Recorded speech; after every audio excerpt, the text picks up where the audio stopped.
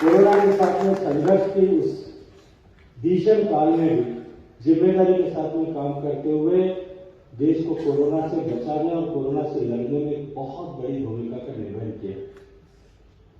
तो जैसा हम जानते हैं कि रेलवे में जितना रेलवे का कुल रेवेन्यू अर्निंग उसका 66% हिस्सा जो है वो माल की ढुलाई से आता है। और जो रेलवे की 66% कमाई जो सवारी गाड़ियों के परिचालन से, रेलवे के दूसरे खर्चों के कारण से जो रेलवे में घाटा सृजित होता है, उस घाटे की आपूर्ति आप सब अपने कंधों पर बोझ उठा करके पूरा करें। आज ये भारत की रेल चाहिए और भारत के करोड़ों लोग उस रेल में यात्रा कर पाते हैं।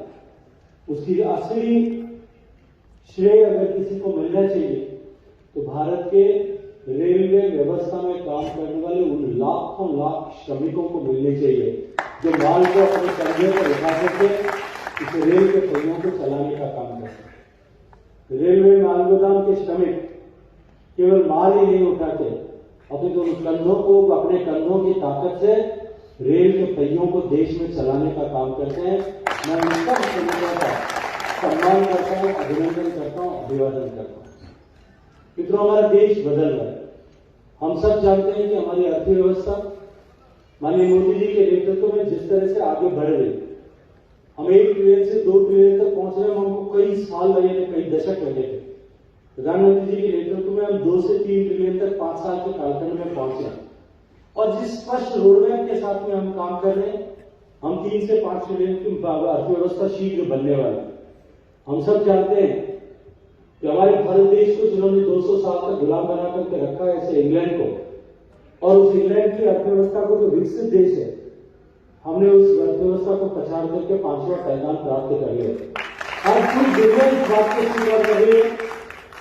दुनिया के सारे फाइनेंशियल एनालिसिस करने वाले संस्थान, फाइनेंशियल टाइम्स से लेकर के ब्लूमबर्ग से लेकर के मॉर्गन स्टैनली तक, और ये सब कोई भारतीय जनता पार्टी या उसकी विचारधारा के लोग नहीं, ये सब लोग भारतीय जनता पार्टी की क्रिटिसाइज करने वाली विचारधारा के ऐसे न्यूज़पेपर्स या प्लेटफॉर्म्स हैं।